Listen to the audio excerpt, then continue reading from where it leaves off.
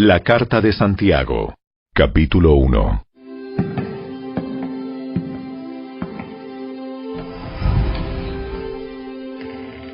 Yo, Santiago, esclavo de Dios y del Señor Jesucristo, escribo esta carta a las 12 tribus, los creyentes judíos que están dispersos por el mundo. Reciban mis saludos. Amados hermanos, cuando tengan que enfrentar cualquier tipo de problemas, considérenlo como un tiempo para alegrarse mucho, porque ustedes saben que siempre que se pone a prueba la fe, la constancia tiene una oportunidad para desarrollarse. Así que dejen que crezca, pues una vez que su constancia se haya desarrollado plenamente, serán perfectos y completos, y no les faltará nada. Si necesitan sabiduría, pídansela a nuestro generoso Dios, y Él se las dará, no los reprenderá por pedirla. Cuando se la pidan, asegúrense de que su fe sea solamente en Dios, y no duden, porque una persona que duda tiene la lealtad dividida, y es tan inestable como una ola del mar que el viento arrastra y empuja de un lado a otro. Esas personas no deberían esperar nada del Señor. Su lealtad está dividida entre Dios y el mundo y son inestables en todo lo que hacen. Los creyentes que son pobres pueden estar orgullosos porque Dios los ha honrado. Y los que son ricos deberían estar orgullosos de que Dios los ha humillado. Se marchitarán como una pequeña flor de campo. Cuando el sol calienta mucho y se seca el pasto, la flor pierde fuerza, cae y desaparece su belleza. De la misma manera se marchitarán los ricos junto con todos sus logros.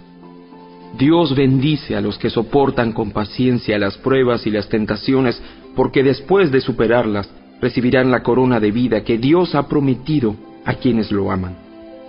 Cuando sean tentados, acuérdense de no decir, Dios me está tentando. Dios nunca es tentado a hacer el mal y jamás tienta a nadie.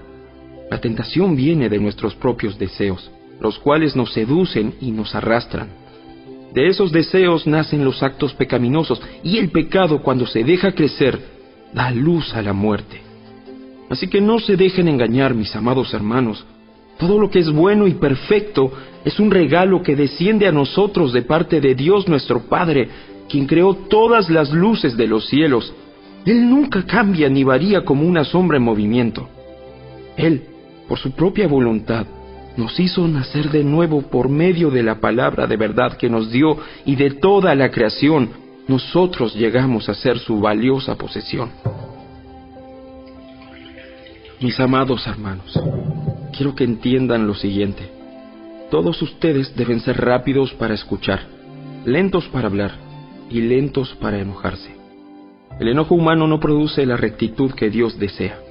Así que quiten de su vida todo lo malo y lo sucio, y acepten con humildad la palabra que Dios les ha sembrado en el corazón, porque tiene el poder para salvar su alma. No solo escuchen la palabra de Dios, tienen que ponerla en práctica. De lo contrario, solamente se engañan a sí mismos. Pues si escuchas la palabra pero no la obedeces, sería como ver tu cara en un espejo.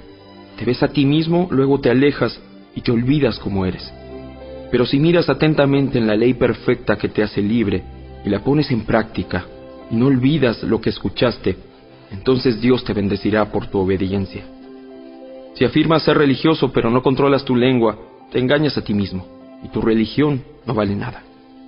La religión pura y verdadera a los ojos de Dios Padre consiste en ocuparse de los huérfanos y de las viudas en sus aflicciones, y no dejar que el mundo te corrompa.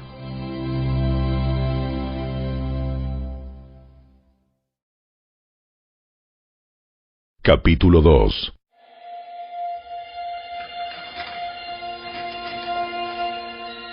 Mis amados hermanos, ¿cómo pueden afirmar que tienen fe en nuestro glorioso Señor Jesucristo si favorecen más a algunas personas que a otras?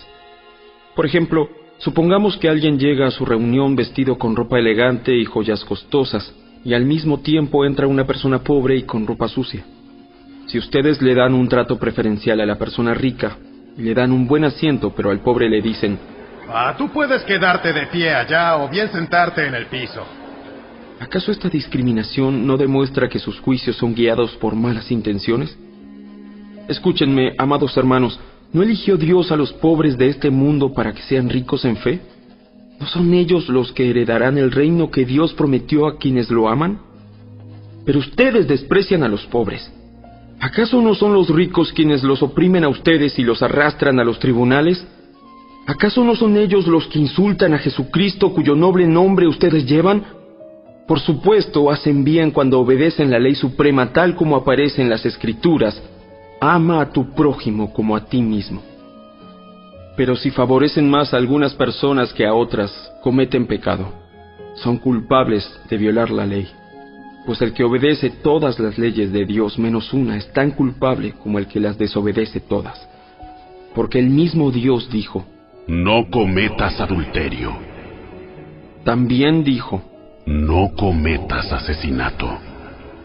Así que, si ustedes matan a alguien pero no cometen adulterio, de todos modos han violado la ley. Entonces, en todo lo que digan y en todo lo que hagan, recuerden que serán juzgados por la ley que los hace libres. No habrá compasión para quienes no hayan tenido compasión de otros. Pero si ustedes han sido compasivos, Dios será misericordioso con ustedes cuando los juzgue. Amados hermanos, ¿de qué le sirve a uno decir que tiene fe si no lo demuestra con sus acciones? ¿Puede esa clase de fe salvar a alguien? Supónganse que ven a un hermano o a una hermana que no tiene que comer ni con qué vestirse, y uno de ustedes le dice: ¡Adiós! ¡Que tengas un buen día! Abrígate mucho y aliméntate bien. Pero no le da ni alimento ni ropa. ¿Para qué le sirve? Como pueden ver, la fe por sí sola no es suficiente. A menos que produzca buenas acciones, está muerta y es inútil. Ahora bien, alguien podría argumentar: algunas personas tienen fe, otras buenas acciones. Pero yo les digo, ¿cómo me mostrarás tu fe si no haces buenas acciones? Yo les mostraré mi fe con mis buenas acciones. Tú dices tener fe porque crees que hay un solo Dios. Bien hecho. Aún los demonios lo creen y tiemblan aterrorizados. ¡Qué tontería! ¿Acaso no te das cuenta de que la fe sin buenas acciones es inútil? ¿No recuerdas que nuestro antepasado Abraham fue declarado justo ante Dios por sus acciones cuando ofreció a su hijo Isaac sobre el altar? ¿Ya ves? Su fe y sus acciones actuaron en conjunto. Sus acciones hicieron que su fe fuera completa. Y así se cumplió lo que dicen las Escrituras. Abraham le creyó a Dios, y Dios lo consideró justo debido a su fe. Incluso lo llamaron amigo de Dios. Como puedes ver, se nos declara justos a los ojos de Dios por lo que hacemos, y no solo por la fe. Rahab, la prostituta, es otro ejemplo. Fue declarada justa ante Dios por sus acciones cuando ella escondió a los mensajeros y los ayudó a regresar sin riesgo alguno por otro camino. Así como el cuerpo sin aliento está muerto, así también la fe sin buenas acciones está muerta.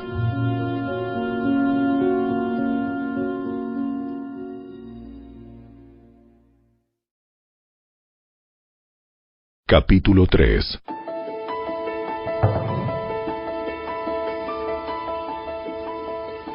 Amados hermanos, no muchos deberían llegar a ser maestros en la iglesia, porque los que enseñamos seremos juzgados de una manera más estricta.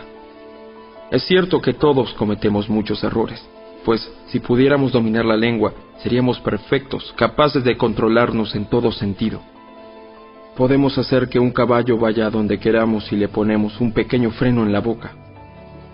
También un pequeño timón hace que un enorme barco gire a donde desee el capitán, por fuertes que sean los vientos.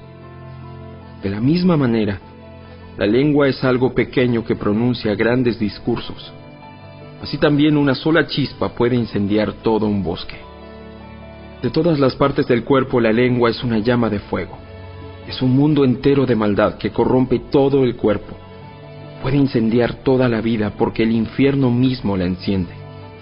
El ser humano puede domar toda clase de animales, aves, reptiles y peces, pero nadie puede domar la lengua.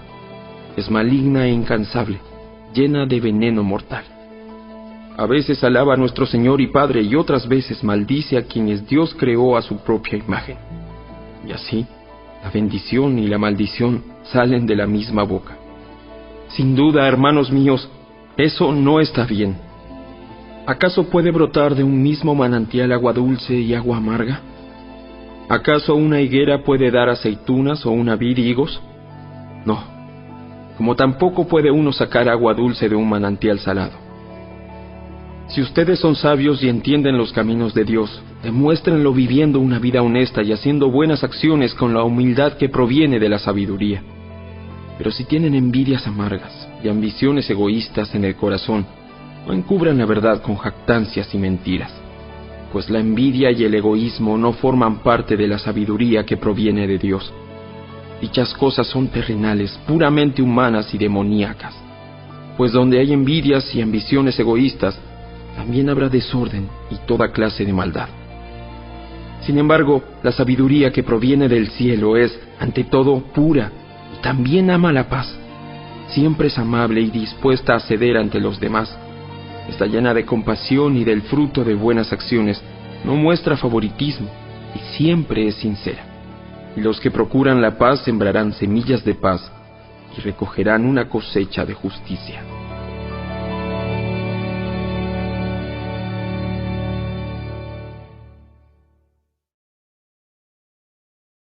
Capítulo 4. ¿Qué es lo que causa las disputas y las peleas entre ustedes? ¿Acaso no surgen de los malos deseos que combaten en su interior? Desean lo que no tienen, entonces traman y hasta matan para conseguirlo. Envidian lo que otros tienen, pero no pueden obtenerlo. Por eso luchan y les hacen la guerra para quitárselo. Sin embargo, no tienen lo que desean porque no se lo piden a Dios. Aun cuando se lo piden, tampoco lo reciben porque lo piden con malas intenciones. Desean solamente lo que les dará placer. Adúlteros, ¿no se dan cuenta de que la amistad con el mundo los convierte en enemigos de Dios? Lo repito, si alguien quiere ser amigo del mundo, se hace enemigo de Dios. ¿Acaso piensan que las Escrituras no significan nada? Ellas dicen que Dios desea fervientemente que el Espíritu que puso dentro de nosotros le sea fiel, y Él da gracia con generosidad. Como dicen las Escrituras, Dios se opone a los orgullosos, pero da gracia a los humildes. Así que humíllense delante de Dios, resistan al diablo, y Él huirá de ustedes. Acérquense a Dios, y Dios se acercará a ustedes. Lávense las manos, pecadores, purifiquen su corazón, porque su lealtad está dividida entre Dios y el mundo. Derramen lágrimas por lo que han hecho, que haya lamento y profundo dolor, que haya llanto en lugar de risa y tristeza en lugar de alegría. Humíllense delante del Señor, y Él los levantará con honor. Amados hermanos, no hablen mal los unos de los otros. Si se critican y se juzgan entre ustedes, entonces critican y juzgan la ley de Dios. En cambio, les corresponde obedecer la ley, no hacer la función de jueces. Solo Dios, quien ha dado la ley, es el juez. Solamente Él tiene el poder para salvar o destruir. Entonces, ¿qué derecho tienes tú para juzgar a tu prójimo? Presten atención, ustedes que dicen, hoy o mañana iremos a tal o cual ciudad y nos quedaremos un año. Haremos negocios allí y ganaremos dinero. ¿Cómo saben qué será de su vida el día de mañana? La vida de ustedes es como la neblina del amanecer. Aparece un rato y luego se esfuma.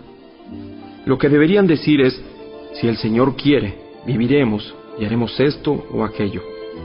De lo contrario, están haciendo alarde de sus propios planes pretenciosos y semejante jactancia es maligna. Recuerden que es pecado saber lo que se debe hacer y luego no hacerlo.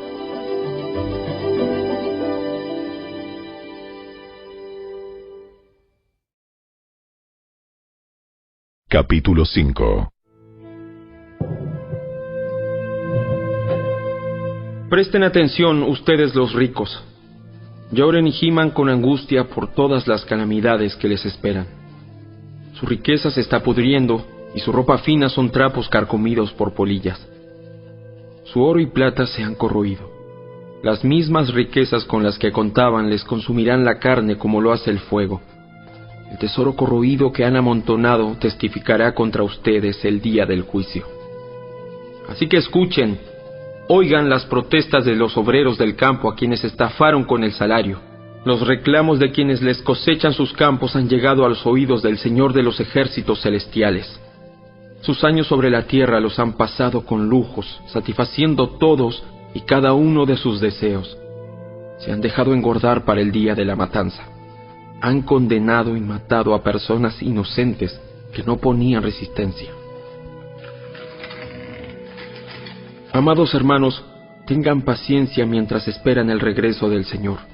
Piensen en los agricultores que con paciencia esperan las lluvias en el otoño y la primavera. Con ansias esperan a que maduren los preciosos cultivos. Ustedes también deben ser pacientes. Anímense porque la venida del Señor está cerca.